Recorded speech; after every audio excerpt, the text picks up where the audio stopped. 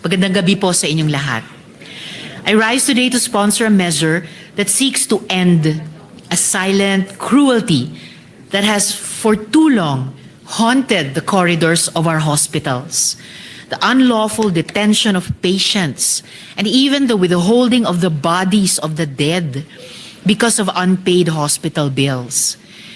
This is a practice that cuts across our society. It victimizes the poor, the elderly, solo parents, and even those who simply fell sick at the wrong time. Sa ganitong practice, pinaparusahan nito ang mga may sakit dahil sila'y mahirap. At nilalabag nito, hindi lang ang ating saligang batas, kundi pati ang ating pagkatao bilang tao. No Filipino should ever have to beg to be released from a hospital bed. No grieving family should ever have to ransom the body of a loved one. Katuwang sina Senador Jinggoy Estrada at Erwin Tulfo, we propose to strengthen patient protection against hospital detention, to reaffirm what should have always been true, that healthcare is a right, not a privilege, and that compassion, not capacity to pay, must be the guidepost of our medical institutions. Mr. President, Republic Act No. 9439, the original law prohibiting hospital detention, was enacted almost 2 decades ago. Yet, despite its good intent, the practice persists. We still hear heartbreaking stories of mothers unable to bring home their newborns, of indigent patients detained for days, of families forced to surrender meager possessions just to claim their dead. This bill strengthens that law, giving it sharper teeth, broader reach, and stronger enforcement to ensure that no Filipino is ever again detained in sickness or in death for lack of capacity to pay hospital and medical bills. Una, pinalalawak ng panukalang ito ang saklaw ng proteksyon.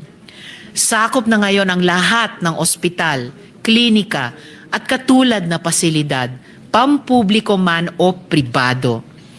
Walang institusyong makakalusot sa pananagutan. At hindi lang mga pasyente ang protektado, kundi pati ang kanilang mga kamag-anak, kinatawan, tagapag-alaga, at maging ang mga bagong silang na sanggol. Wala nang dapat gawing palit-ulo para sa buhay, kalusugan at dignidad ng tao. Ikalawa, pinangangalagaan nito ang karapatang makauwi agad. Kapag ang pasyente ay gumaling na, lubos man o bahagya, dapat siyang payagang umuwi kaagad matapos pumirma ng promissory note o katumbas na kasunduan. Walang dapat ikulong dahil sa kakulangan ng pera at walang dokumentong medikal, discharge summary, reseta o medical certificate na dapat ipagkait dahil sa hindi nabayarang bill. Para sa mga mahihirap na senior citizen na inendorso ng Social Service Office, hindi na kailangang pumirma ni ng promissory note. Ikatlo, sinisiguro ng panukalang ito ang compassionate and humane treatment for the deceased. Inaatasan ng mga ospital na agad ibigay ang bangkay at mga kinakailangang dokumento, walang delay, walang singil, walang dagdag na pasakit sa pamilya. Para sa mga claim sa insurance o ari-arian, pwedeng gumamit ng kasunduang ligtas tulad ng deed of assignment.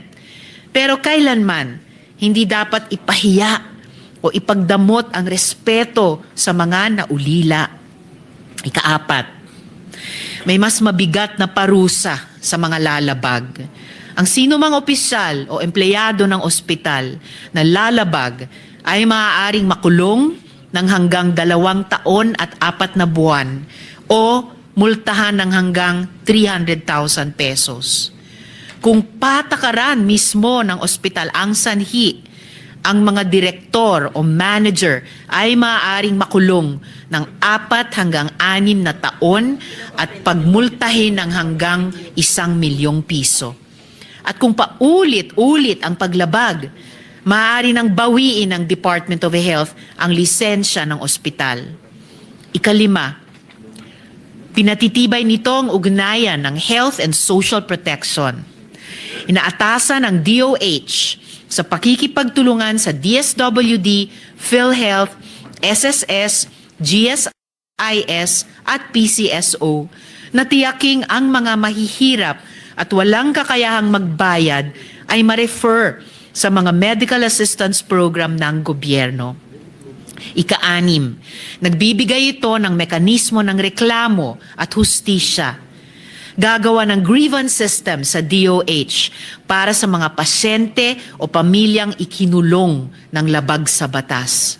Kailangang ipaskil ng mga ospital ang mga karapatan ng pasyente sa malinaw na lugar, sumunod sa standard discharge protocols at tiyaking na iaabot ang tulong ng gobyerno sa mga nangangailangan. Mr. President, this measure is more than a set of legal amendments.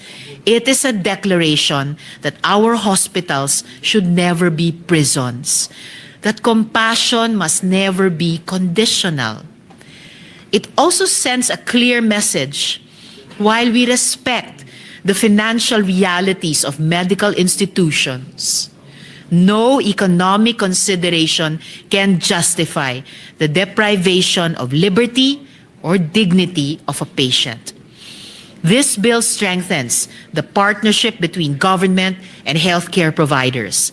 It encourages a system of shared responsibility in which hospitals fulfill their duty to care and government agencies provide the safety nets that make that duty sustainable.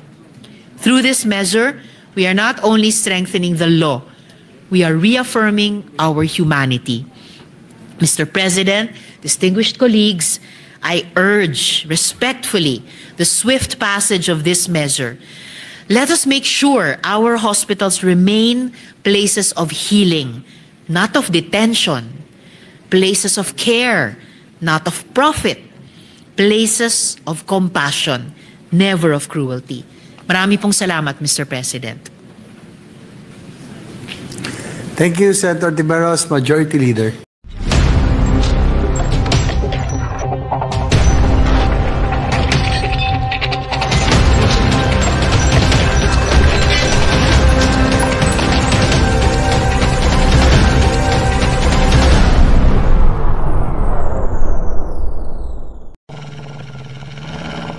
Mm-hmm.